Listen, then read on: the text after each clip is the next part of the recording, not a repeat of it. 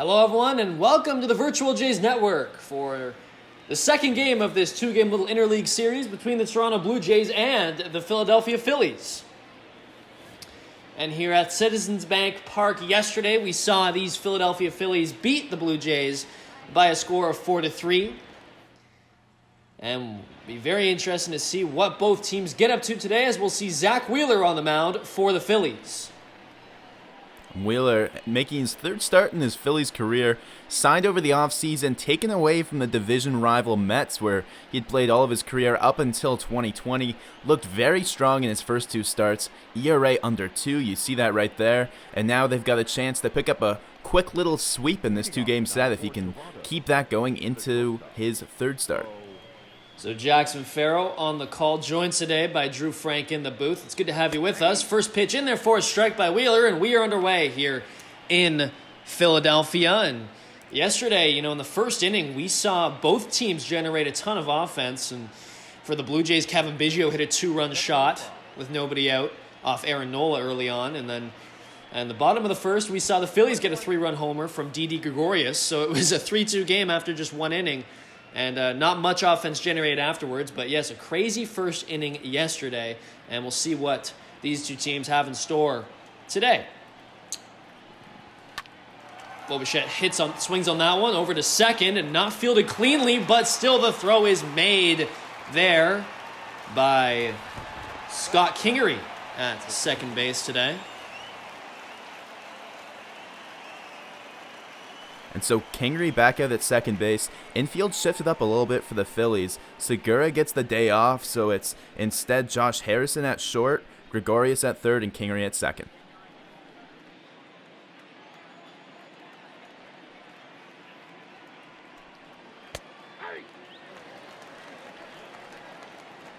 And that was taken inside there for a strike. So Kevin Biggio, as I mentioned, he had a 2-run shot yesterday.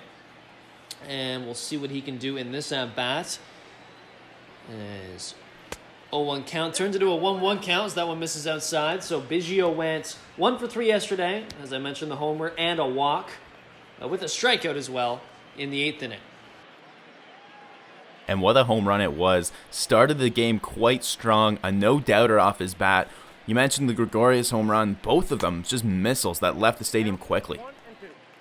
And we see that inside pitch get a swing and a miss from Biggio there. It was a pitch similar to that yesterday that Biggio was able to hit out a little less inside, a little more in the zone, as that one is fouled off. The count remains 1-2 now. And the Jays, it's the exact same lineup they ran out yesterday. It worked early, but then cold through most of the game. Shaw still up in the 5-hole after a big home run from him late last night. As Biggio fouls that pitch off there from Wheeler, so count remains 1-2. Biggio battling here a little bit with one away. And that pitch in there, and it's driven into right field. And it looks like Harper will be there to make the play. And Biggio is retired, so he doesn't get the same kind of hit to right field that he did yesterday when he launched out of the park, as he flies out to right. So 2 away now. And with Gurriel coming up, he's in the 3 spot tonight, followed by Guerrero at cleanup, Shaw at the number 5 spot. Then it'll be Teoscar Hernandez, Randall Grichuk, and Danny Jansen before Shoemaker, who's hitting for himself tonight, the number 9 spot. Gurriel Jr. steps in, takes a first pitch strike from Wheeler. So we're seeing Wheeler deal a lot of strikes in the zone early on here. It'll be interesting to see if that continues. Gurriel Jr. 0 for 3 yesterday with a walk.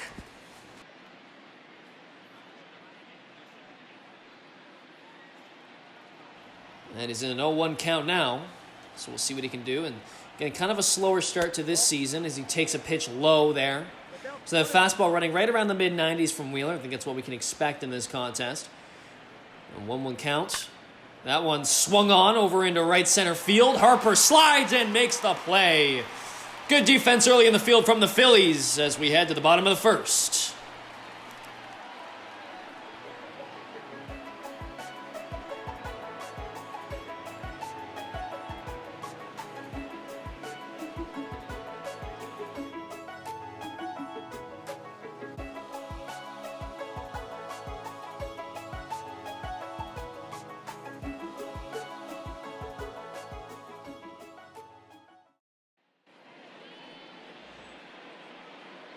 Hello, everyone, and welcome back on the Virtual Jays Network. Jackson Farough alongside Drew Frank as we see Matt Shoemaker make his third start of the season. And what a start to the season it's been for the veteran right-hander.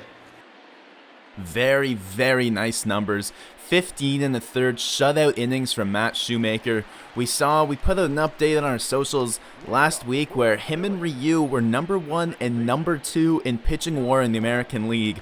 Both of them looking really strong so far to start 2020. A bit of a step back for Ryu last night, but Shoemaker's trying to get back into this tonight and try and prevent the Jays from losing both on the road in Philly.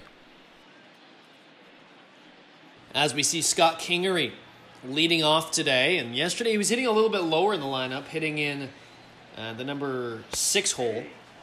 So a move up for him today, and also a position change. He's at second. The 0-2 swung on and missed there, so a strikeout to start off the game for Matt Shoemaker in this one.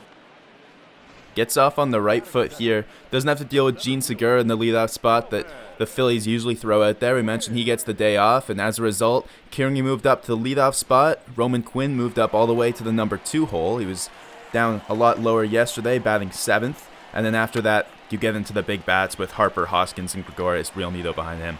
Lays down a bunt. Vlad Guerrero Jr. comes in from third and cannot field it cleanly. So Roman Quinn, with all that speed, we talked about it yesterday, Drew, makes him really good in center field, and he gets a little infield bunt for a base hit there. And 2 different bunts. Yesterday he also bunted for a hit, but he dragged it along with him to the right side of the infield, and Biggio wasn't able to get the ball over the first in time. Here he bunts towards Vlad, tests his defense over there at third, and reaches base as a result.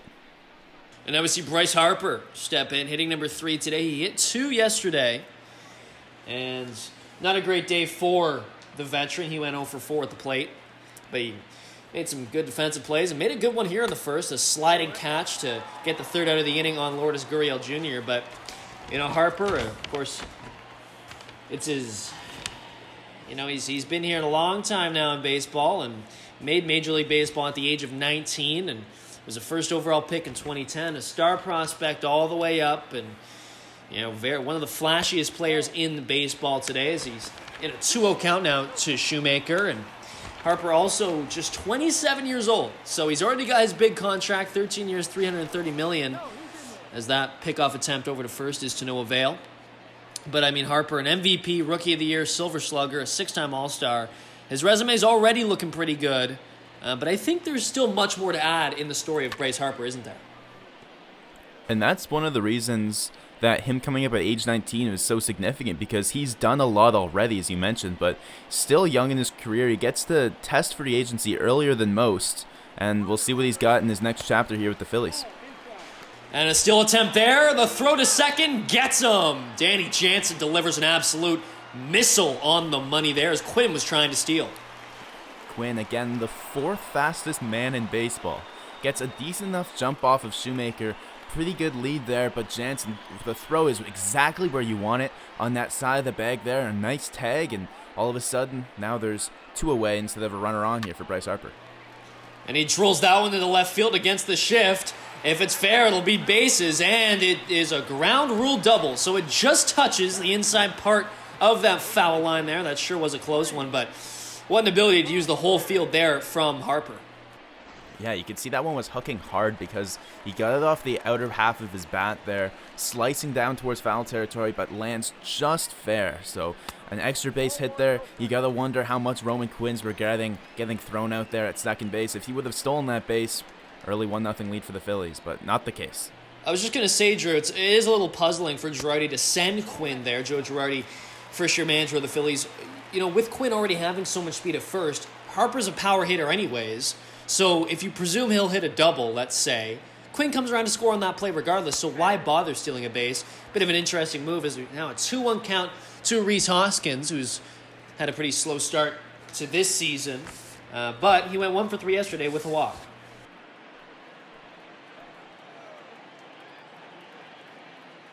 A 2-1 count now as Hoskins will, with the runner in scoring position in the form of Harper, will try to drive him in, but he fouls that pitch off. It evens up the count at 2.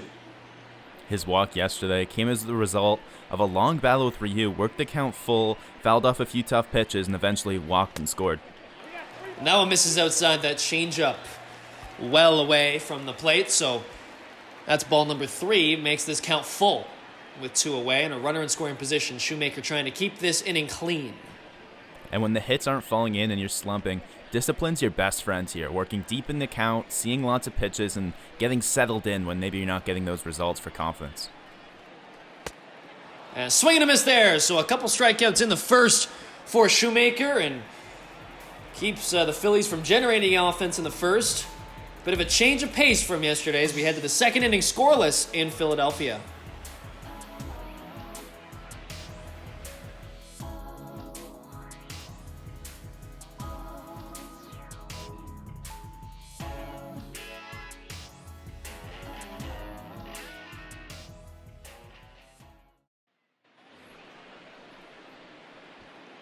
Hello everyone and welcome back on the Virtual Jays Network as we see Vlad Guerrero Jr. step into the box now. And yesterday goes 1 for 4 with a single back in the 8th as he drills that one into right field. Harper there to make the play. Harper's been busy already defensively and he registers the first out of this inning. Well, you mentioned the single in the 8th for Vladimir Guerrero Jr. That kept his hit streak going. It's still early on, only 10 games in, but he's reached base with a base hit in every single game. So the hit in the 8th, as you mentioned, just the sole hit he got yesterday, managed to preserve the streak, and now it's on the line again as he looks for his 11th game in that streak. And then we'll see Travis Shaw step in, playing first base. So yesterday, defensively, Shaw had quite the journey, I'll put it that way. Made some good plays and made a couple poor plays as well, some poor decision-making. And ultimately, just allowing guys to reach. Nola had a bunt in which Shaw made an error and eventually actually made a decent play to get him out. But, I think first base Shaw comfortable with. Could we see Shaw DH, though, at any point in this season if needed? I think from what we saw with Rowdy Tellez not making the team, the DH can be used rotationally as Shaw strikes out there. But the experience he has at first base should keep him in the lineup as long as his bat's going. Doesn't connect with the pitch he was looking for there, swings over top of it. Yesterday he was having a pretty quiet day until he hit a deep fly ball that just got out of the park for a solo home run. And I think that, in combination with his National League experience, is why he's still up in the order despite early struggles. And Hernandez flies out. So 3 up, 3 down here in the second. A quick inning that is for Zack Wheeler. We'll head to the bottom of the second in Philadelphia.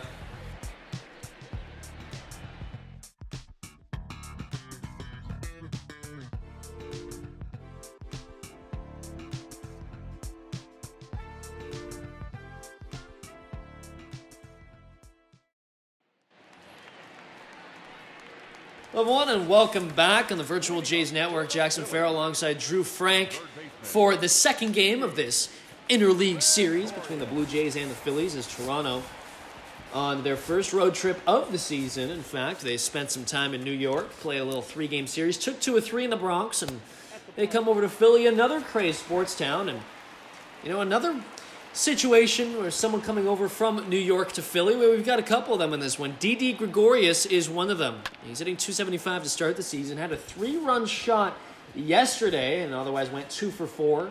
Had a single in the 5th, and also hit into a double play to end the 7th. But a good day at the plate for Gregorius, playing third today.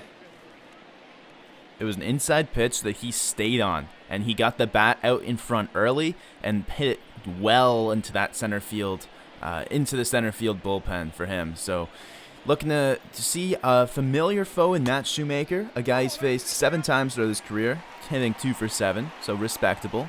And now when he's in this senior circuit now in the National League, a lot of pitchers he hasn't faced, but this interleague play will give him a chance to see some familiar opponents in the AL East. Swings and misses on that 2-2 pitch well inside there, very well commanded by Shoemaker. Just gets inside the strike zone there and chokes up Gregorius a little bit. As you mentioned, a beautiful fastball. Likely would have been called a strike if he didn't swing. Forced Gregorius to try and at least get a piece of it. Fastball right on the black, breaking away from him, back into the zone. Nicely executed. Realmuto hits that one up the middle. Biggio slides to his right, makes the play, and gets the out. Wow, excellent job by Biggio Good work defensively. A nice sliding play, and the most impressive part here is that he's going away from the base, so he can't stay down there. He has to pop up quickly. You can see, recover himself, plant that back foot, and deliver a strike to first. That's the most impressive part there, balancing yourself, and you can't mess around too much because there's a decent amount of speed going up that first base line, as JT Realmuto, one of the fastest catchers in baseball, makes that even harder. Those shiny golden white shoes look even better when you're using them properly, and Biggio did it there. An 0-1 count now to Adam Hazley as he takes that pitch high, so it's a 1-1 count to the left fielder, and Hazley actually went 2 for 3 yesterday with a walk. A very good day for the left fielder, and he'll continue to hit low in the lineup as he swings and misses viciously on that low inside offering for Shoemaker, so it's a 1-2 count. He was able to score all the way from second in that 4th inning there to bring home the eventual game-winning run.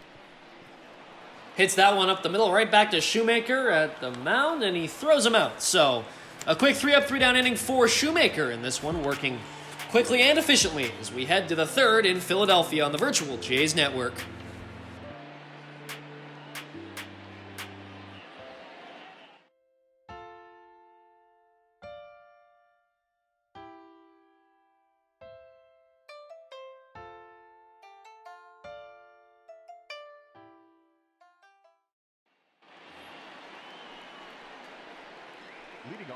And welcome back as we see Randall Grichuk, the number 7 hitter on a 4-game hitting streak, step in. And he's hit well to start the year, 375, and he went 1 for 4 yesterday. Now, 3 strikeouts, but he did avoid the sombrero by hitting what was a single into left and turned into a double off of an error from Adam Hazley in left. So he was able to reach second on that play, although he never ended up coming around to score as he was stranded there at second. And no home runs from him yet, but he's shown some pop with balls hit well into the gaps as well as doubles sliced into the corners. He's among the league leaders in doubles. He's got 6 already in this young season. And you don't necessarily have to leave the yard to get extra base hits, and he's done that nicely so far this year, beating the shift and driving balls into the gaps. 1-1 count to the center fielder. Here's the pitch. That one missing inside. That 4-seam running up to 97 from Zack Wheeler, who turns 30 in May. It's his 6th year in Major League Baseball. Now, here's a guy who was a top prospect all the way up. 6th overall pick in 2009 by San Francisco. As that one's grounded to 3rd.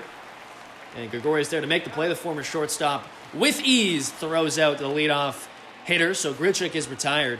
But back to Zack Wheeler. So he was traded in 2011 to the Mets at the trade deadline for Carlos Beltran. You may recognize that name. And, of course, a legend in baseball, a prolific outfielder with many teams, and he got sent to San Francisco in that deal. And career 3.77 ERA for the right-hander, and he had Tommy John surgery, so he missed in early 2015. So he missed all of 2015 and all of 2016, recovering from that surgery, reconstructive surgery, as some like to call it. Or Tommy John is a very, very interesting term to call it surgery, but is essentially work on the elbow, and I'm sure, Drew, you know more about that. But anyways, Wheeler signs a 5-year, $118 million deal this past offseason to come to Philadelphia. He'd spent his whole Major League career with the Mets. And, you know, Drew, I'm no general manager, and neither are you, but you give a guy 5 years, $118 million to be one of your frontline starters in the rotation. He turns 30 this year, and he's already got Tommy John, and he's pitched at least 180 innings the last 2 years. What are your thoughts on that contract as he strikes out Jansen there? Well, exactly what you saw on the screen. The reason that he was traded, well, right from the start, the reason he was drafted so early, and then the reason he was traded for a prolific MLB player in Beltran, and then the reason he got this big contract is because he can do exactly what you just saw. He's got a great slider that he can throw as hard as 91, 92, and he complements that with a fastball. I guess you'd say the fastball's the leading pitch. He throws 97, 98, can touch 99, can really fire that thing in there. But the complementary arsenal that he matches with that, namely the hard slider you don't see from too many pitchers, is what entices you. And if you're going to spend that kind of money, you want someone with a high ceiling. And you mentioned the health concerns. Maybe it's not the highest floor, but the ceiling is definitely up there.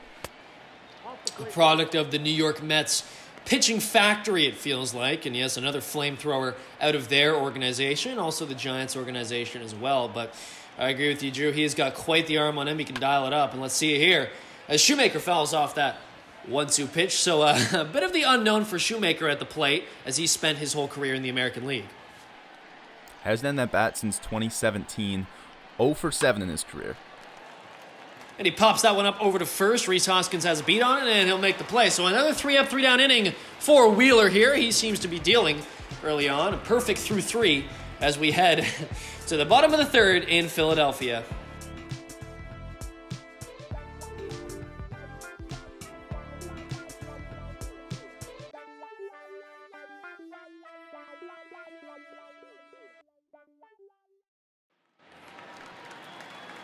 I want to welcome back as we see Josh Harrison step in.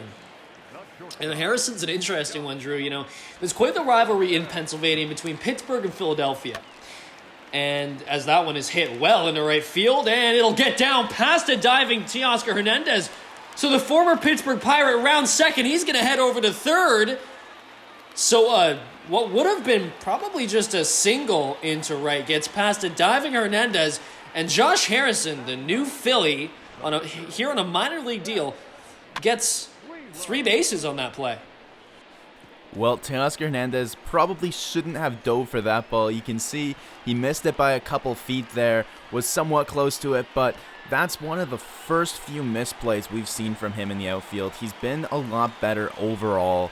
He had a lot of issues last year, played some left, played some center, not overly effectively, and this ball's popped up, but Teoscar Hernandez has looked good so far. A first little slip up there in right, but it could be costly here as now the game's first run's only 90 feet away, top of the order coming up, and there's still 1 away.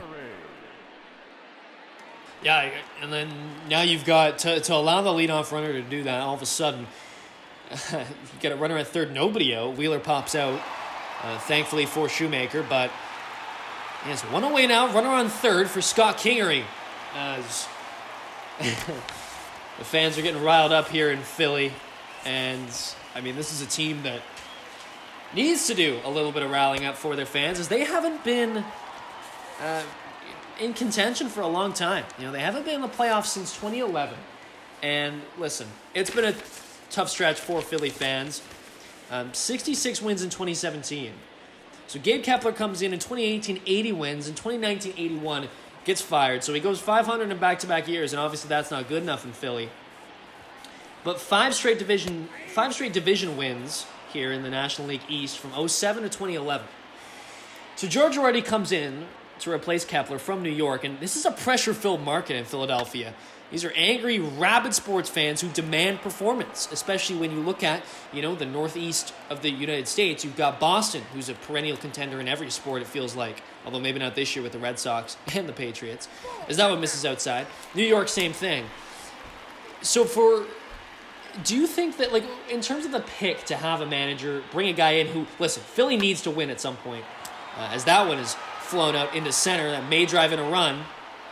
Grichuk fields and throws, and that one's off the base, so Harrison comes in to score. It's a 1-0 game here. Well, nice piece of hitting there. Gets that ball into center field deep enough. Grichuk's got a pretty good arm out there, but definitely not a showstopper. Harrison, quick enough, comes in easily, and that'll produce the first run of the game. But just talking about Philly's window and contention and all that, of course, the Philly Fanatic named aptly just because of how intense of a baseball market this city is. They love their baseball, they love their Phillies, and when Bryce Harper signed, that was kind of saying, hey, you know, this window might be sooner than some people think. So Kepler not able to get the team to the playoffs or even into a late playoff run in playing meaningful baseball late in September. They're changing things up with Girardi here and hoping this 2020 season can get back on the right track.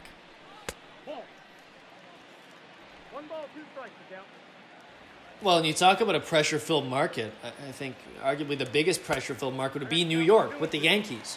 Girardi did that. He went there, and in his second year with them, won a World Series. So nothing's really going to faze him at this point. He's played in big markets. He's played with the Cubs and the Yankees. So to come to Philly, I think it's a good fit for them. As that one's flown out into left, Gurriel Jr. makes the play.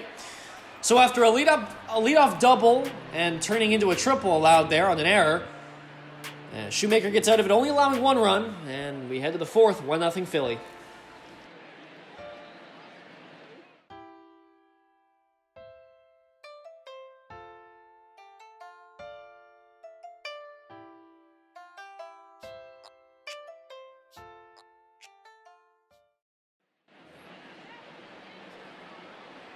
Welcome back on the Virtual Jays Network. Jackson Farough alongside Drew Frank.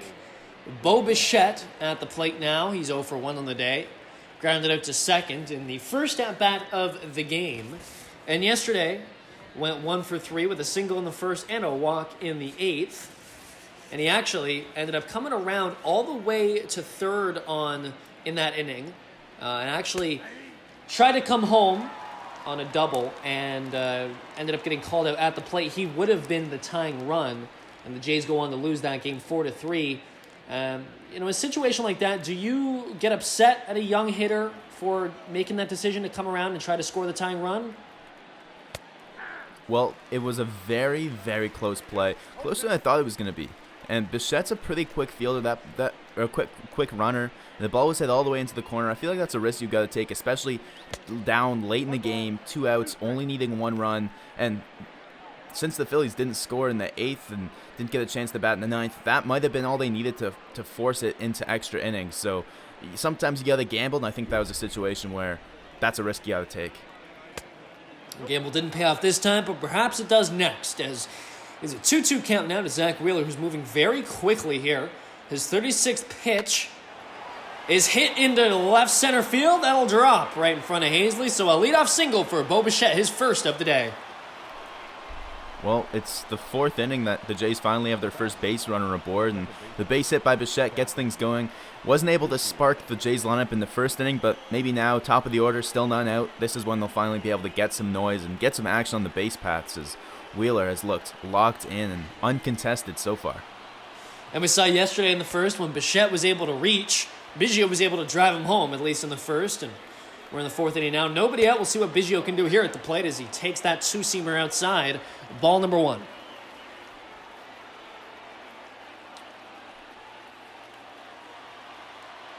So, 250 Biggio is hitting to start the year. So a good start for him, pretty much average. As he takes a pitch in there, high and in for a strike to even up the count at 1. And in the Yankees series, Biggio went 2 for 8 with a walk, 1 error committed, and 1 strikeout in 2 games played. As that pitch misses outside, so it's a 2-1 count now to Biggio, the second baseman. One of the problems with Wheeler in past years has been the command, especially the command of his fastball. I mentioned he's got great stuff when he can hit his spots, but when he can't, a guy like Biggio is not going to expand the zone for him. So it'll be an interesting matchup here, as if he doesn't bring it, Biggio is going to let it slide. Wheeler, the presumed number 2 starter in this rotation. In terms of the biggest weakness, Drew, I mean, early on it's been the pitching for the Phillies, but I think one area of strength, at least early on, has been a guy like Zack Wheeler, who's been money. As that one is swinging a miss there to get a strikeout off of the lefty Biggio. But what do you think the biggest weakness is for the Phillies? Right now, as it stands, it's got to be the bullpen just because of how battered it is right now. You add David Robertson back towards the back end of that bullpen, and a guy like Victor Arano comes back, Sir Anthony Dominguez, and you've got a whole other discussion. But right now, they're looking pretty bleak out there just as a result of bad luck and tough breaks. But if this team was fully healthy, that pitching staff would be a whole lot stronger. As it stands, that's the clear weakness on this team. So we see Lourdes Gurriel Jr., 0 for 1 on the day, steps in and fouls off that pitch, so it's an 0-2 count all of a sudden now. And last game he went 0 for 3 with a walk, as I mentioned earlier. And a tough count now to Wheeler, who is dealing early on here. The 0-2, swing and a miss there. Back-to-back strikeouts for Wheeler. So after allowing a leadoff single, he's got 2 outs now.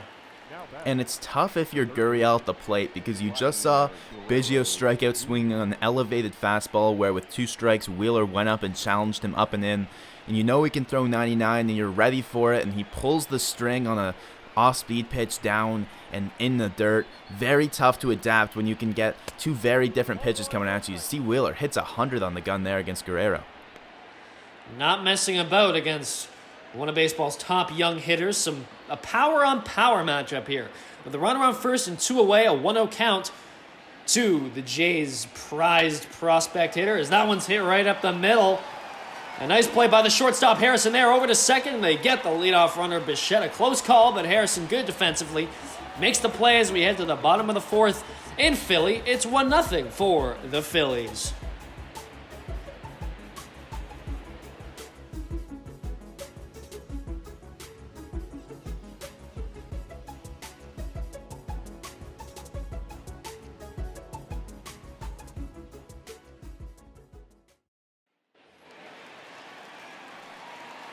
Hello everyone and welcome back as we see Bryce Harper, who hit a double in the first with 2 out actually, as he had a runner on first in that inning. And then Roman Quinn, it was in the form of Roman Quinn, who goes to try to steal second. He's got tons of speed, but he got a bit of a late jump, and J.D. Jansen had a hell of an arm and was able to throw him out. So Harper ends up hitting a double. It would have been an RBI, but he was stranded there as Rhys Hoskins struck out back in the first. But now we see Harper at the plate, swing and miss on that one. So it's a 1-1 count, and he's 1 for 1 on the day. That one driven over into the wide open left field. That one's going to dribble against the wall. So a heavy shift for the Jays has not worked in both plate appearances for Harper. In this one, that's 2 doubles on the day for him. And 2 doubles, as you mentioned. First one right off the chalk. This one down the line as well. Guerrero would have been in perfect position to field the ground ball, but instead shifted way over. That one's going to get all the way to the wall. And now there's trouble here for Shoemaker. Harper's got some speed. You'd figure any single here might be able to come around and score. That one is absolutely driven to the left center, but Grichuk is able to track it down and make the play as Harper tags at second and will head to third now with 1 away. So the runner advances on that line out, I would consider that, from Hoskins there. Yeah, hard to even call that a sac fly because it wasn't even much of a fly ball. That one was hit hard. You can see didn't have the launch angle to lift that one up into the seats, but hits that one. Grichuk has to retreat, haul it in, and Harper now just 90 feet away. As we see Gregorius, the number 5 hitter, step in and take a first pitch strike. The runner on third, he'll try to get himself an RBI and potentially tack on another run for the Phillies. As that one misses high, so it's a 1-1 count to the former Yankee. Gregorius signed a 1-year, $14 million deal with the Phillies in the offseason. Had some mutual interest with the Blue Jays. Nothing ever came to fruition. 1-1 count fouled off. So, we hear all these rumors about the Blue Jays, trying to look for. They offered Moustakas more money. He goes to the Reds. They were talking to Gregorius. I do find that a little bit puzzling, as Gregorius in a 1-2 count, as it takes that one low, 2-2 now. But I find it puzzling, Drew, because they're kind of set up the middle with their young starters, right? Biggio and Bichette. So why go for another established starter up the middle? I think it's because they're not certain where they see Biggio. Of course, he's played second quite well, but he's got some reps at first base, and he played some outfield during spring training, and I feel like they're still open to moving him if another option was available. Swing and a miss there from Gregorius, so he'll walk back to the dugout. 4 strikeouts on the day for Shoemaker, and now 2 away in this inning. So no RBI for Gregorius there, and now with 2 away, it's going to be a base hit or an error that will bring Harper in. And 2 of those 4 strikeouts belong to Didi Gregorius. Struck out swinging to start off the second inning, and now a major out there as it's going to take, as you mentioned, a base hit. No longer will a sac fly or a hard hit ground ball bring in Harper. It's going to be up to Realmuto now to come up clutch and drive one into the outfield. And Realmuto, the catcher, inning number 6 today for the Phillies, grounded out to second in his first plate appearance back in the second. Biggio made an excellent play there. As that one misses just outside. Looked like it might have got part of the plate, but it's called a ball. So a 2-0 hitters count to Realmuto, the Silver Slugger, Gold Glover All-Star last year. He had an incredible year. He's a free agent at the end of the year. His situation should be fascinating. 2-0 count, swung on and fouled off. The Phillies are a team that can spend, and they have spent in recent years. They pick up Harper prior to last season. They pick up Zack Wheeler prior to this season. As Realmuto flies that one over into shallow right. Shaw has a read on. And it hits his glove and drops out. So a base hit there. Potentially might be scored an error, but either way, Harper comes in to score on that play. More miscommunication in right field for the Jays. We saw it yesterday, Drew, and it's a 2-0 ball game now. Well, Shaw was the only man that was going to be able to get to that ball. Teoscar Hernandez was still about 15 feet away from it when it dropped in. So he had to make a play ranging straight back, twisting, looking up over his head. An extremely difficult play. He managed to get a glove on it. He saw a piece of it but couldn't bring that in. So tough for Shoemaker to allow a run like that. But, I mean, you can't really blame Shaw there. It was just hit into the perfect spot there. 1-1. As we see Adam Hazley step in. The first-round pick in the 2017 draft, went 8th overall. He turns 24, actually just in a couple days as he takes a strike there. So it's a 1-2 count. He's 0 for 1 on the day. Hit a ball right back up to the pitcher in the second to end that inning, actually, as he was thrown out. Now 1-2 count now to the young left fielder as he fouls that outside pitch off. But, last year, just 5 home runs, 26 RBI, about a 720 OPS in just 67 games in his rookie season, his debut season last year. As he swings on that inside pitch, well inside, is able to get a piece of it and stay alive here. But a 292 average in 3 seasons in the minors. So here's a guy who's very good defensively, we've seen with his metrics and his speed. And he's a good contact hitter as well. 1-2 count, swing and a miss there, and the strikeout is delivered by Shoemaker. So he gets out of the inning, but not before allowing another run. So it's a 2-0 ball game now. Jay's looking to generate some offense here in the 5th when we return.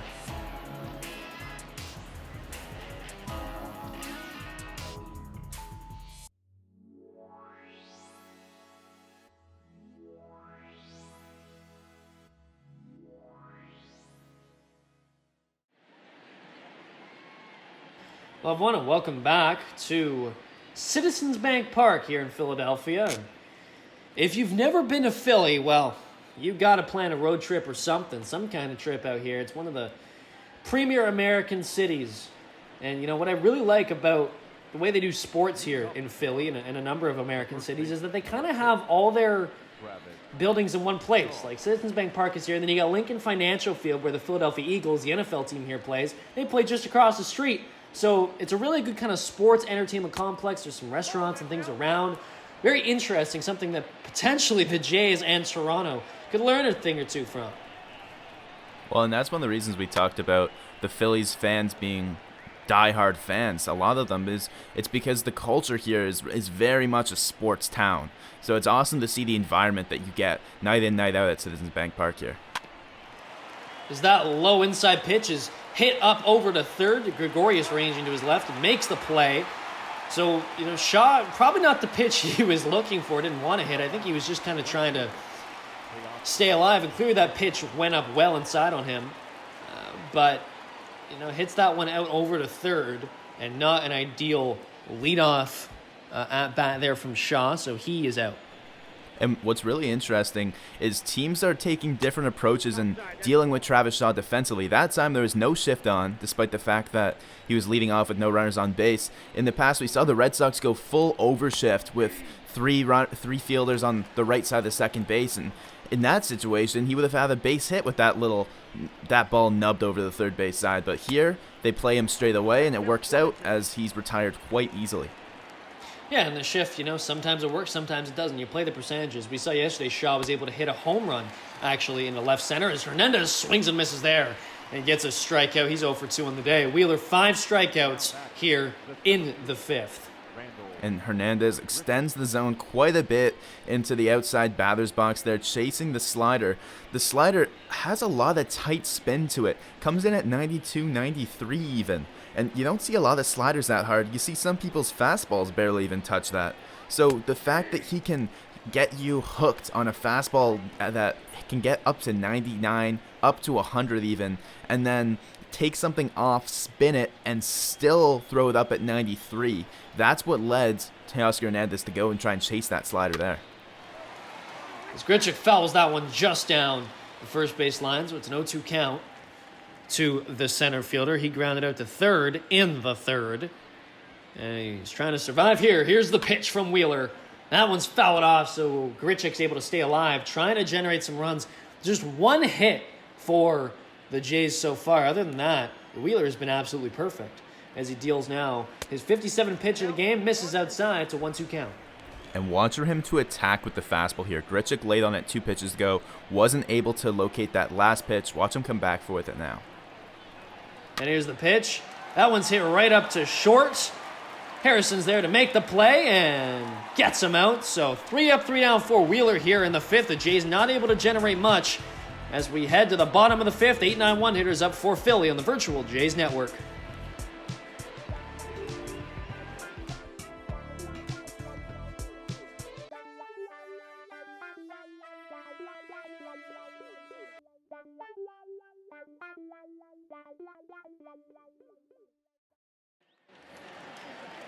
Hello, welcome back as we see Josh Harrison.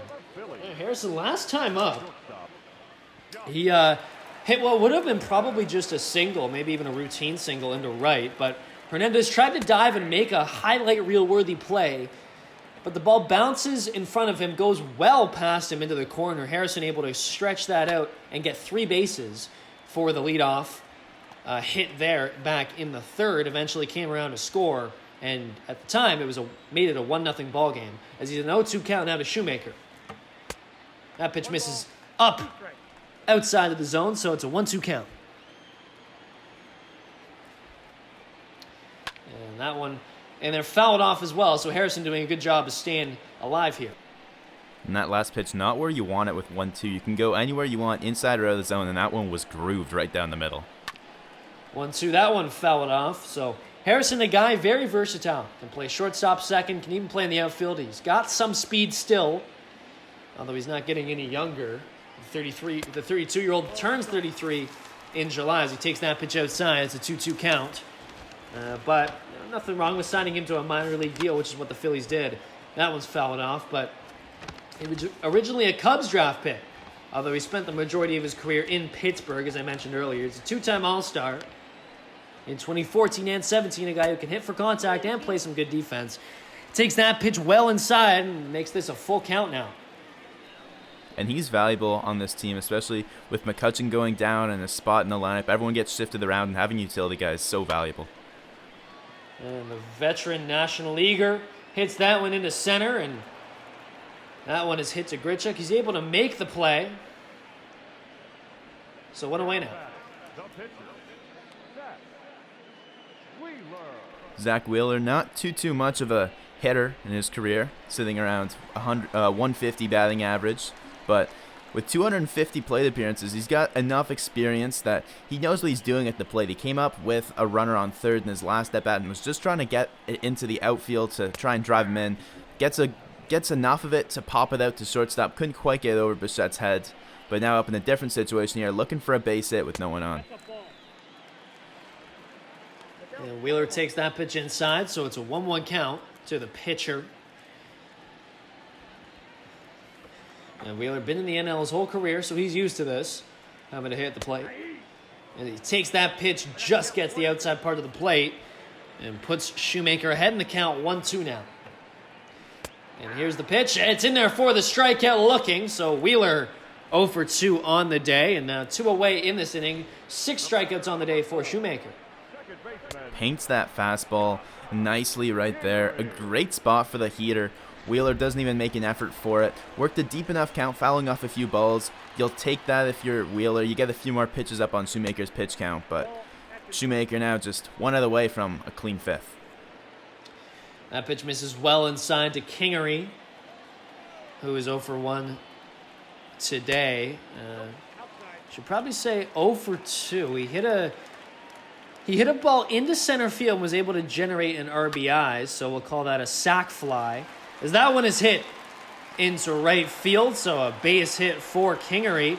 As he tries to get all the way to second and extend it, and he can't. He's thrown out there, so a single that he tried to turn into a double wasn't able to get it. That ends the 5th inning for Philly. We head to the 6th, 2-0.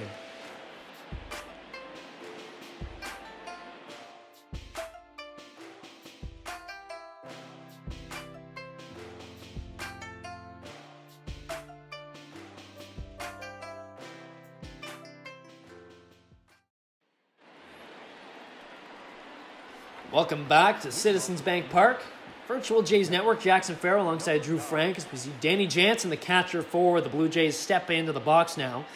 Number 8 hitter, he had a strikeout swinging in the third. So we'll see Jansen, Shoemaker, Bichette here as the Jays try to generate some offense.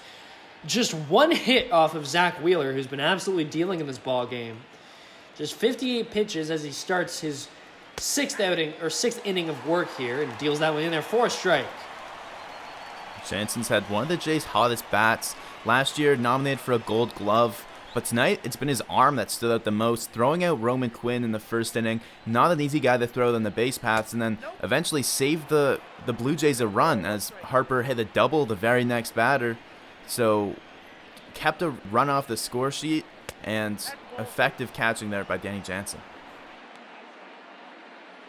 So a 2-1 count now for the catcher as he tries to make his mark in this one. He's had been pretty hot. In the New York series, he'd had two good games, and I think here's a guy who 4 for 10 in that series, 2 walks, 2 homers, still trying to find his way in the major leagues as a young hitter. He's in a 3-1 count against Wheeler, and he swings and misses there. What a pitch from Wheeler, right painting that outside corner low there. So it's a full count. Wheeler deals, and that one's hit right back to him. Actually hits him in the back. Pops up, and the catch is made by Real Muto. What a crazy turn of events in that one, and Girardi loves it. Well, I'm not sure how much Wheeler's loving that. You mentioned that one hit off him so hard it popped straight up. Might have got him on the shoulder, either on the upper back or the right shoulder. Yeah, they managed to get the out here, but if you're the Phillies, the bigger question is, Wheeler's looked locked in. Is this going to affect him tonight? Is this going to affect him down the line? A prize possession, signing him for $118 million. That's not what you want to have happen so early in the season. Well, especially if it's that right shoulder area with all the, surgery and wear and tear he's had on that arm already in his life. And hope for the best for the Phillies starter, but he seems to be okay as he's staying in the game and deals a first pitch strike to Shoemaker, the pitcher. That one in there for a strike, painting the bottom right corner. So he is still dealing here, even after that little hit off of his back / shoulder. And 0-2 count against Shoemaker, the right-handed pitcher. Not used to hitting, but he's in a National League park, so he's got it as he takes that pitch up. And I think we talked a little bit yesterday, Drew, about the strategy for, especially an American League pitcher at the plate. It's just about taking and making that pitcher work as much as he can, right? Especially now in his 10th career plate appearance, not paid to be doing this. He's just, exactly what you're saying, trying to get a few more pitches out of Wheeler's arm. Well, and he actually hits one over there to first, but Hoskins is there to make the play on the line out, so 2 away now. But actually a decent piece of hitting there from Shoemaker. He's able to spray that one down the first base line. Nonetheless, he is called out, so 2 away now for Bo Bichette, who singled in the 4th. Bichette had a very, very cold start to his season. Wasn't able to reach base or really get anything going for the first couple series at home, but hit yesterday and a hit today. He flies that one out into shallow right. The second baseman Kingery is there to make the play, so another 3-of-3 down inning for Wheeler. Just 1 hit allowed for him today through 6. Absolutely dealing. It's 2-0 Philly in Philly.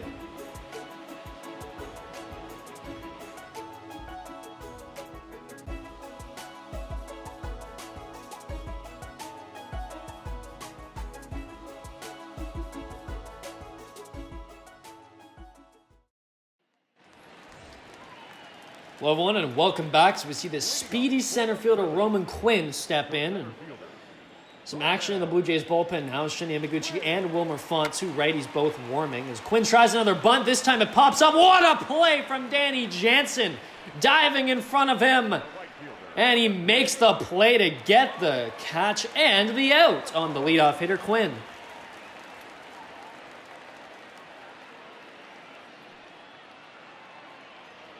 And now we'll see Bryce Harper step in.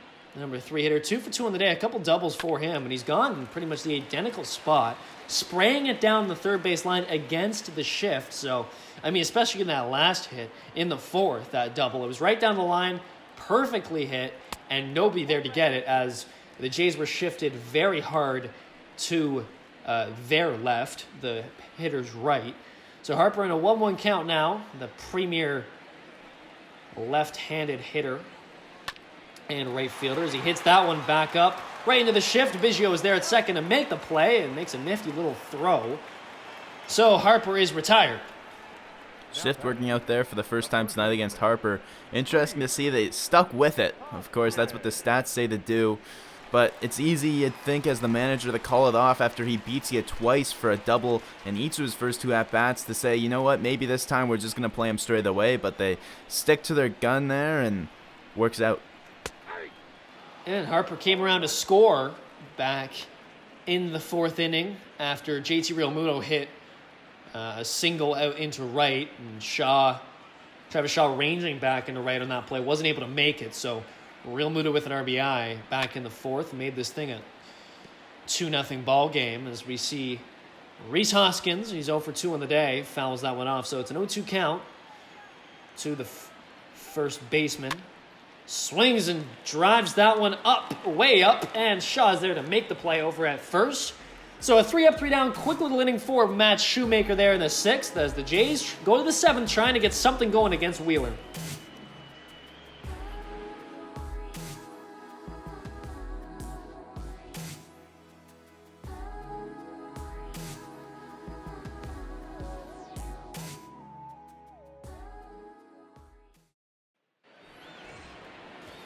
Hello, everyone, and welcome back to the Virtual Jays Network. Jackson Farough alongside Drew Frank calling this one today. And as Kevin Biggio steps in, he's 0 for 2 on the day, hitting .241 on the season. Had a 2-run shot yesterday in the first inning off of Aaron Nola.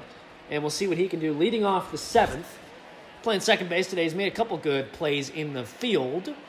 But I think the story of this game so far, Drew, has been Zack Wheeler. Absolutely money, just allowing 1 hit through 6. And he's absolutely dealing. His fastball's been working. He's commanding it very well, being able to pick the corners and outside and inside parts of the plate. His command's been on. His stuff has been on. What have you liked from Wheeler today? The command is what will either make or break him. If he's missing and he's all around the zone, walking batters, stuff will fall apart quickly because he's got the stuff and, 99 miles an hour on the gun, that's something that doesn't really slump. But it's what you can do with it is going to come a lot on where you put it. Today he's been great so far, challenging guys, hitting corners, and it's worked out. As Biggio pops that one up over to the shortstop side, Harrison is there to make the routine play, so the leadoff hitter is retired here. It's interesting the note on the Phillies infield defense. Harrison, of course, replaces Segura, but they've also flipped Gregorius and Scott Kingery. Gregorius was at second base yesterday. Today he's at third. Kingery the other way around. Kind of wonder where things are going to settle in there because Gregorius, of course, played mostly shortstop. So they're figuring out where he's going to be playing this year, whether it's going to be second, whether it's going to be third. Kingery can play both positions, and I guess right now it's a bit of an experimental phase for Joe Girardi. As Gurriel Jr. steps in, takes a first pitch ball just high above the zone from Wheeler. Gurriel Jr. 0 for 2 on the day.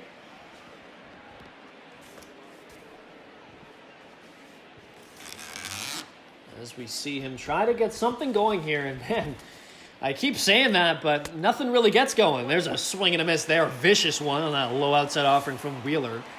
As starter for the Phillies today has been absolutely dealing. Just one single allowed so far. Other than that, he has been absolutely perfect. Gurriel Jr. 0 for 3 yesterday with a walk as he drills that one down the right field side. And the jinx continues from the New York series. Just as I say it, a hit is allowed by Wheeler. Just his second hit allowed of the day. But it is a one-out single from Gurriel Jr. And for a guy, there's his line right there. 0 runs, 0 walks. Those are the 2 big numbers there. His control has been on so far, but maybe if you're the Jays, the way to be the guy that's locked in, we talked about it earlier in the broadcast, the one weakness on this Phillies team that really stands out is the bullpen. So if you can't beat him straight up, at least try to work deep counts, try to get runners on base and make him really work out there and take him out of the game sooner rather than later. And here's their chance as Vladimir Guerrero Jr. pops that one up. And 2 away now as the catcher Realmuto makes the play on that. So just as I was saying, there was a chance there for the Jays' premier power hitter with a runner on to potentially drive home 1 run or 2.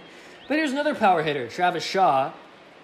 A slow season in terms of average, But some home runs for the mayor of Ding Dong City, as he hit a home run yesterday, went 1 for 4 in that one, but using the whole park as he hit that one into left center. As that one's grounded right up to first, Hoskins reaches out, makes the play. So Gurriel Jr. gets a 1-out single, just the second hit of the day for the Jays, but to no avail. As we stretch in Philadelphia, it remains 2-0 on the virtual Jays network.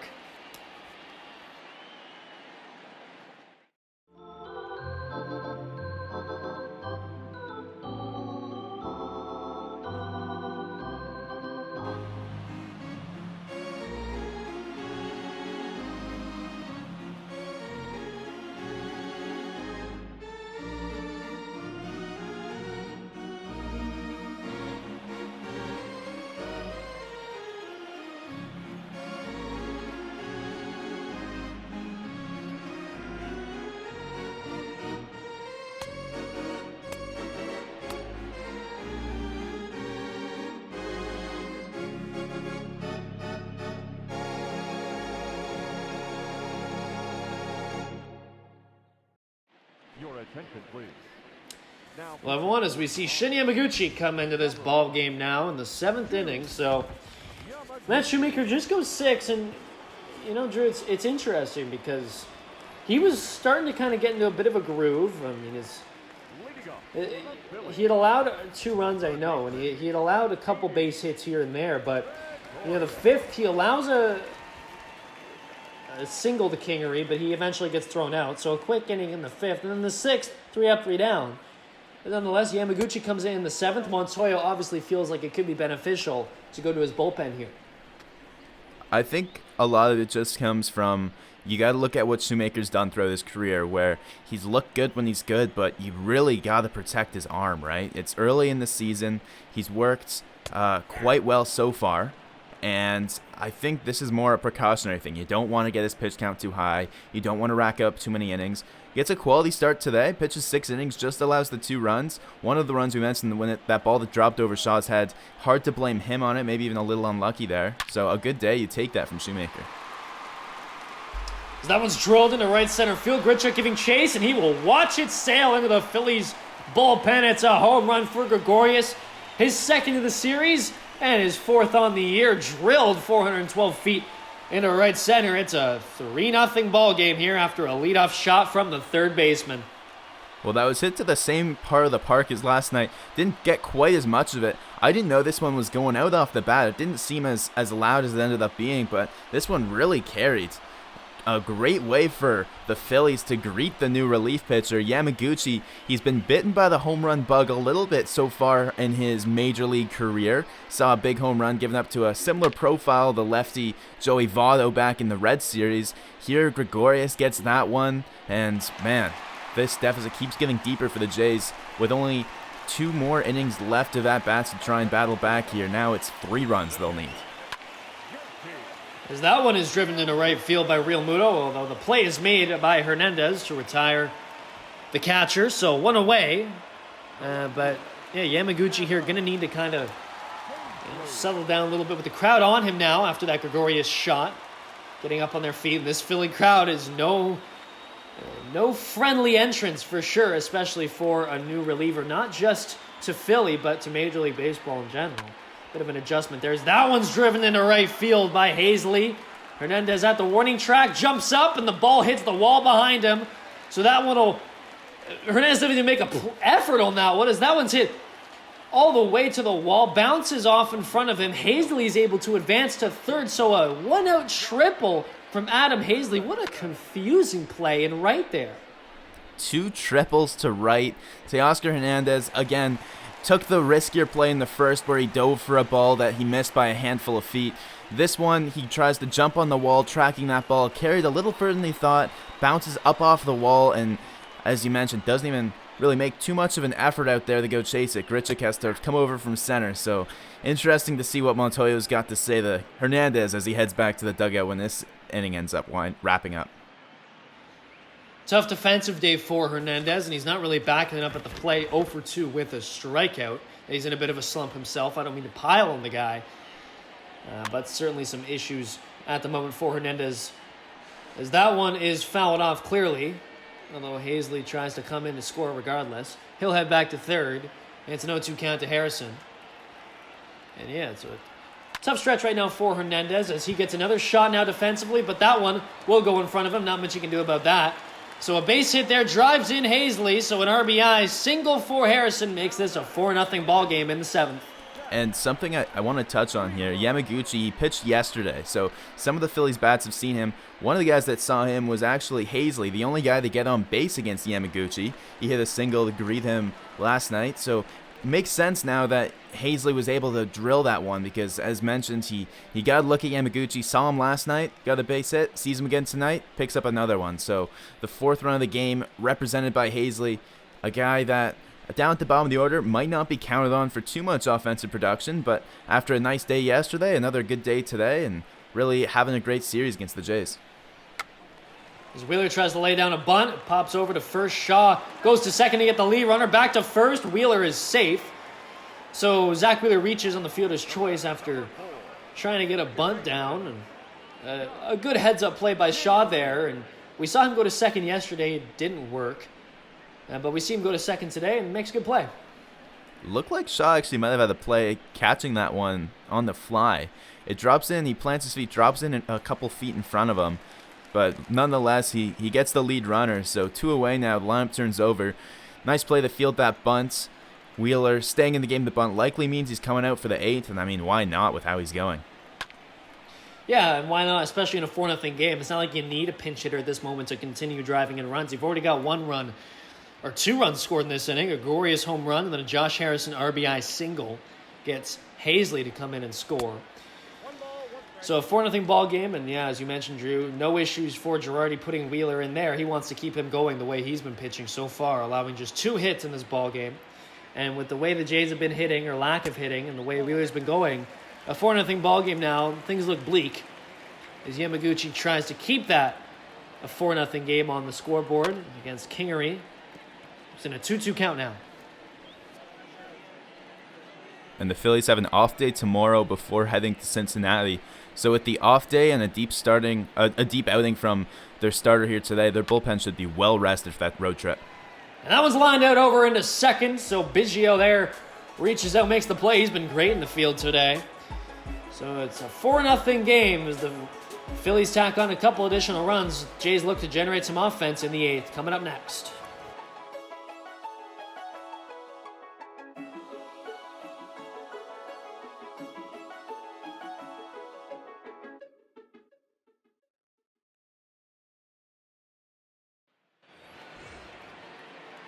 Well, everyone, and welcome back as we see Teoscar Hernandez at the plate.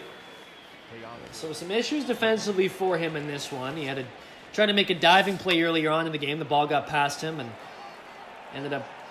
Harrison ended up getting a third as he drives that one into left, and the play is made by Hazley. So quickly retired there is Hernandez. As I mentioned, a couple tough defensive plays, and he's now 0 for 3 in this game. Went 0 for 12 in the New York series with 5 strikeouts. He's got 1 strikeout in this one. And yesterday, he went 1 for 4 with a couple strikeouts. So slow pace right now for Hernandez, but, you know, a streaky hitter. I'm sure we'll see some highs and lows from him throughout the season as we see Grichuk step in. First pitch ball. As we see some action in the bullpen for the Phillies as well. And it's worth noting that Montoyo stood pretty pat with his lineup. He hasn't made any big changes yet. We still see Shaw near the middle despite his struggles. Hernandez as well. Still seeing Grichuk and Jansen down in the 7-8 spot. They were last night after 2 strong series from both of them over the past few games. But interesting to see for the homestand coming up against KC. It starts on Thursday whether Montoyo will begin to tinker or stay pat. As we see Grichuk take outside, so it's a 3-0 count now to the center fielder. Hitting number 7 on the day, and he's kind of been doing that pretty much all season. He's been a middle to bottom end bat in this order for the Jays as he takes that pitch in there, so it's a 3-1 count. Wheeler only up to 82 pitches here as he works in the 8th, and so his pitch count's low. And he's only allowed 2 hits, as I've mentioned numerous times already. He's looked great. We'll see what he can do here in a 3-1 count. That pitch misses up high. So the first walk issued by Wheeler in this game comes with 1 out in the 8th to Rambo Grichuk, who reaches. Grichuk, that's his 9th plate appearance career against Wheeler. 1 for 8 coming into it, so that'll be his 2nd time reaching base. He's seen a little bit from his time with the Cardinals, a bit in the National League with that matchup. So now that he's aboard, it's Danny Jansen, and the Jays definitely not out of this one yet. Jansen has been hot, and they'll turn the lineup over here if he can get on base. Danny Jansen smashes that one out into center field. Quinn there to field it, but not before it touches some turf. So Jansen reaches on a single there. So first and second now, just one away. The Jays potentially looking to create some offense here off of Zack Wheeler. It's back-to-back hitters reaching for the first time in this game. And that's why I say to keep an eye out for Montoyo making some changes in the lineup, because last thing we saw, Gurriel reach base in the 3-hole, and then Guerrero, Shaw, and Hernandez, 2 of them get out to end the inning, and then Hernandez starts out this inning with an out. Then the next 2 guys, who we said had been hot, Grichuk and Jansen, both reach base. So we'll see whether he sticks to it, if it's a sample size thing, or he wants to ride the hot hands moving forward. As we see Reese McGuire step in, and he'll pinch hit. He pinch hit yesterday as well, although to no avail, as he popped out very quickly. I believe it was just on 1 or 2 pitches yesterday, but he takes that pitch in there for a strike, so it's a 1-1 count now to the backup catcher for the Jays. He jumped on that first pitch here. A bit of a different approach, taking the first 2. Able to see Wheeler a little bit. Swings on that one, fouls it off past the third base line, so it's a 1-2 count now. I think it's peculiar that we're not seeing Drury. He's been really great to start the season. Same situation yesterday where they chose McGuire over him, and again here. And perhaps you like the fact that McGuire can hit with his left hand, so you get that kind of matchup, the righty on left, or the lefty on righty, I should say, against Wheeler. Potentially something you might like if you're Montoyo. And also trying to get McGuire some at-bats, too. He hasn't had much playing time yet this year. Jansen's really been kind of taking that position and running with it early here. 2-2 count to McGuire. That one, an excellent take there. That was close on that 97-mile-per-hour fastball. Misses just high and inside there to make the count full here to the pinch hitter, McGuire. Full count, 1 away, 2 runners on, a running in scoring position. A big pitch here. That one is hit over into left field. Hazley looks like he has a read on it, and he does. The play is made. The runners cannot tag as that one was too shallow in the field. So McGuire hits that one into left, so no success for him there pinch hitting. So now with 2 away, it'll be Bo Bichette, 1 for 3 on the day. Slow start to the season. Here's an opportunity for him to potentially make some hay. McGuire, a couple tough at-bats here, pinch hitting. As you mentioned, I'd expect him to get in the lineup a little more over this next homestand. After the off day tomorrow, they play 7 straight, a 4-game set against KC and 3 against the Twins, and then they head back on the road, and they have 3 straight road series with a couple of off days mixed in there. But I'd expect you start to see him more. Maybe Jansen's bat stays in the lineup as a DH, but just with how he's going, you don't want to build up too much wear and tear early in this season on him either. The Jays will have Kansas City next after an off day tomorrow, as you mentioned, Drew. Perhaps a much-needed off day, the way the offenses dried up in this one at least, so maybe a day to reflect and think. Maybe not the best time for it with all that on your minds. That one's hit over to short. The play is made to second to retire Jansen there, so it remains a 4-0 game. The Jays not able to do anything with a couple runners on. So we head to the bottom of the 8th on the virtual Jays Network.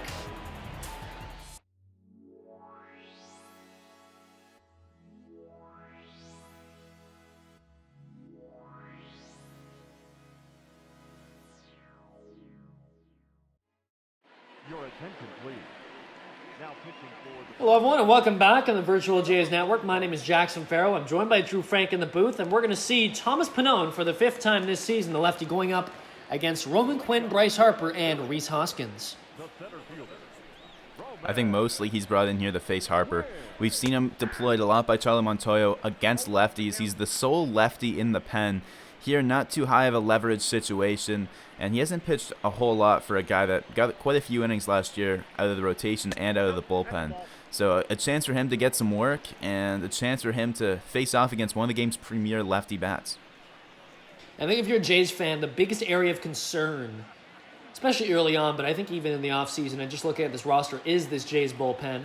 A guy like Thomas Pannone can potentially change that for you. If he can become a viable lefty out of that pen, a guy who you can go to routinely, and you get a good matchup, or you try to put him in good matchups, like going up against a guy like Harper in these kind of situations. As Quinn fouls that one off, that was absolutely drilled into the seats. Hopefully it didn't hit anyone there. It's a 1-2 count now to Quinn, but as I was saying, a guy like Pannone has the potential to really change the perception of this bullpen, as that one misses well inside for a strike, or for a ball, rather. And Pannone also gives some flexibility. Right now, the bullpen, he's a nice piece, but if things come to it, he could work either as a follower in an opener situation, as he did last year. He could be stretched out and work as a reliever, as a starter. But yeah, you mentioned he adds a nice flavor to the bullpen that maybe he's not one of your top pieces, but if he can straighten things out and get consistent, then a nice piece nonetheless. 2-2 count to Quinn. He's battling here. 7-pitch at bat. Here's the 8th pitch. That one's hit up over to first. Shaw there to make the play right on the line. And he steps on the bag to retire the leadoff runner, Roman Quinn, which is a good thing. You want him off the base paths, although he was actually thrown out trying to steal on the first. But nonetheless, all that speed, one of the fastest players in baseball, now goes back to the dugout as we see Bryce Harper, one of the best hitters in all of baseball. 2 for 3 on the day with 2 doubles. Came around to score back in the 4th. And steps in, takes first pitch ball there from Pannone. Romano and Gaviglio warming again. They warmed both of them together last night. Didn't see any action, but Romano pressing to get into a game here. Now the Jays are in their 4th series. He hasn't pitched once yet. That one misses low, so it's a 2-0 count to Harper. Hitters count now. Pannone not able to hit the zone yet. Try to challenge him. We'll see if he does that here. And that one misses just outside. Pannone missing at the moment. A little bit low and a little bit outside in his pitches. So 3-0, 1 away. Interesting to see what he goes with here. Traditional fastball count, but he trusts his curveball a lot. And that one's called a strike. Even though it looked like it could have been outside there. That 89 mile per hour. Like it was a fastball there. And that one picks the corner, so it's a 3-1 count to Harper.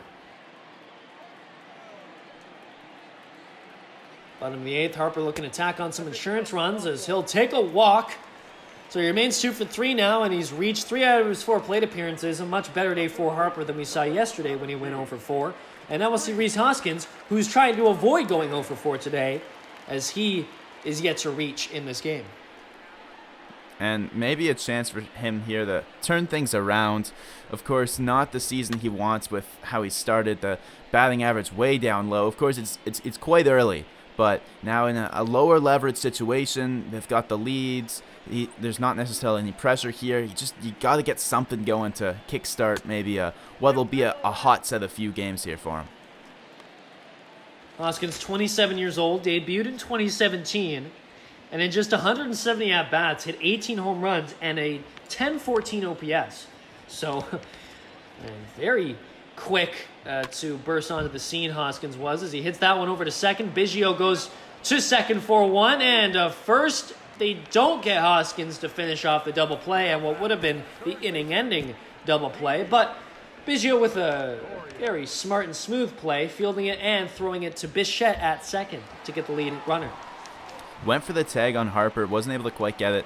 That's why you go for that, though, because if he gets the tag there, doesn't have to throw the second, can then just turn and go the first and get Hoskins. Probably would have been able to end the inning right then and there, but nonetheless, they get the lead runner, and now with 2 away, Gregorius coming up. He's been hot, but this is where you want him up now. No runners in scoring position, 2 away, and lefty on lefty. Panone's seen Gregorius before. He'll get a chance to try and finish him off here. Yes, and with 2 away and a runner on first, a couple different force-out options for the Jays defensively. Gregorius 1 for 3 on the day, a couple strikeouts and a home run back in his 7th, his last plate appearance. That one misses low, 2-1, as Gregorius gets ahead here.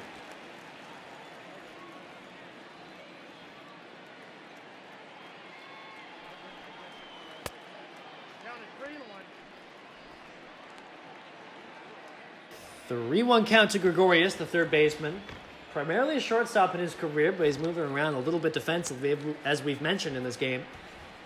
Here's the 3-1. That one is hit right back over past the first base line, so it's a full count now to Gregorius. Gregorius, this is his 7th matchup. He's reached base 3 times against Pannone, experience in the AL East. And that one gets in there for a strike. That'll be number 3 called on that after a payoff pitch delivered by Pannone. Excellent work as he's able to get through the inning without allowing a run. We head to the 9th. Last chance for the Jays here in Philly.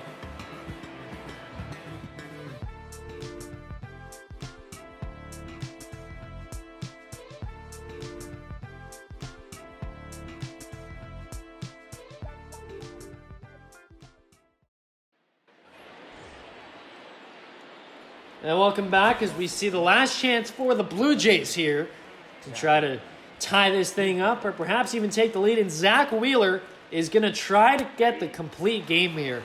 He's had an incredible outing, allowing just 3 hits and 1 walk over 8. Hasn't even hit 100 pitches yet. He's got the shutout going still as Biggio drills that one into right center field. Quinn, speedy center fielder, ranges over and has tons of time to make himself a coffee and makes the play. 1 away now. Well, now Wheeler, he's only had 1 complete game in his career. You can see there, that's a big reason why, the pitches. In the 2nd inning, quick work, only took him 6 pitches to get through the lineup. But not only that, 1 superb inning, there hasn't been any real trouble for him. He's been consistent throughout, a lot of 3-up, 3-down innings, and he's looked really, really good here. Yeah, his stuff's been working. He's been commanding it well, too, as that slider misses inside. We see a couple lefties, Alvarez and Suarez, warming in the Phillies' pen in case Wheeler runs into any trouble here.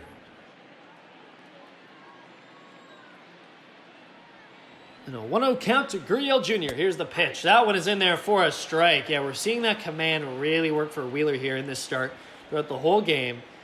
As he approaches 100 pitches, here's his 98th. That one is fouled off, so it's a 1-2 count to Gurriel Jr. Wheeler's 1 complete game came way back in 2014, pre-Tommy John surgery, where he shut out the Marlins in a nice 1-inning effort. Check swing there, and he didn't go. That pitch missing outside evens up the count at 2 now. Wheeler moving quickly as he has all game. Here's the pitch. That one swung on, popped up. Over to third, a high pop up there. Gregorius makes the routine play, so 2 away now. Wheeler on to his final out, and at 100 pitches. And a very similar line in that game against the Marlins back in 2014 as he's got this game, of course. Complete game on the line, shutout on the line, but also in that game he allowed just 3 hits and he had the strikeouts working, which has been what we've seen so far tonight. Quite a few strikeouts that he's racked up here with just the 1 walk allowed, so it's been his command and really moving all around the zone that's worked. As we see Vlad Guerrero Jr., the third baseman for the Jays, 0 for 3 on the day, trying to keep this game going for the Jays. He is their final out. And he steps in and takes a first pitch strike from Wheeler. And here's the 0-1 from Wheeler. The fans are on their feet here as that one is grounded up over to second. Kingery ranges to his right, makes the play. 3 up, 3 out in the 9th for Zack Wheeler, who gets a complete game shutout win as the Phillies take both of these 2 games here in this quick little interleague series at home. Citizens Bank Park up on their feet for this one. So the Jays drop 2 in a row after winning the last 2 in their series against the Yankees. And they'll head home with a decent road trip. They go 2-3 in total. They dropped their first series of the year, but you'd say that this is just about due for the Jays. Coming down to earth a little bit here. Shoemaker picks up his first loss of the season. He looked really good tonight as he had before. Picks up the complete game nonetheless, but no, sorry, not the complete game. He picks up the quality start nonetheless, but the real story on the mound is that complete game. Zack Wheeler, complete game shutouts, you just don't see them very often in 2020 with how pitchers are treated, especially pitchers like Wheeler with an injury history and protecting the arm and saving the arm, limiting pitch counts, but man, he was rolling tonight, and Joe Girardi just let him go. Yeah, you're right about that. Girardi really getting a feel for Wheeler and allowing him to stay in. I think the run support that the Phillies got helped with that as well. Bryce Harper, a good day at the plate, hitting a couple doubles both into the shift, came around to score once. Josh Harrison gets in the lineup, and he's on a minor league deal, but he had a pretty good day as well, getting a triple off a missed Hernandez dive there. So The Jays dropped these 2 games. Now, albeit the first game, yes, last night was very close, and that one came down to a matter of inches as Bichette was called out at the plate. Could have been the tying run there. Nonetheless, the Jays head back to Toronto, and they'll host the Kansas City Royals. What do they need to do in that series to avoid a similar fate to the one they had in this little interleague battle? Well, it'll start with facing Jakob Junis, and as they face 4 of the 5 Royals pitchers, they're really going to see everything they've got in that rotation, which, to be quite frank, compared to this Phillies team, is not a lot. They don't have a guy like Wheeler, they don't have a guy like Nola, or even Jake Arrieta to match up with this Phillies staff that the Jays got, quite frankly, dominated by over these 2 games. So the flaw for the Jays is that the bats just weren't able to produce, and they won't have to deal with these top-of-the-rotation starters, so hopefully for their sake, that's what'll spark things. But the Royals, they're looking at these Jays coming in struggling now after a good performance in the Bronx and a good performance on their first homestand. Maybe they'll try and pick up some games here as the Royals themselves not off to the hottest start this season. So it'll be Thursday, a 7:07 start, KC at Toronto. Junis versus Roark, as you mentioned, Drew, and we thank you for watching us today on the Virtual Jays Network, on Twitch, on YouTube, wherever you watch this game. Zack Wheeler with an incredible outing gets the Phillies the win. So the Jays drop now to 8-4 on the season. The Phillies improved to 500. They're 6-6. And the Jays look to build or try to rebound a little bit after dropping these 2 games and going 2-3 on their road trip. We'll see you on Thursday right here on the Virtual Jays Network. So for Jackson Farough and Drew Frank, have a wonderful evening, everyone. We'll see you next time.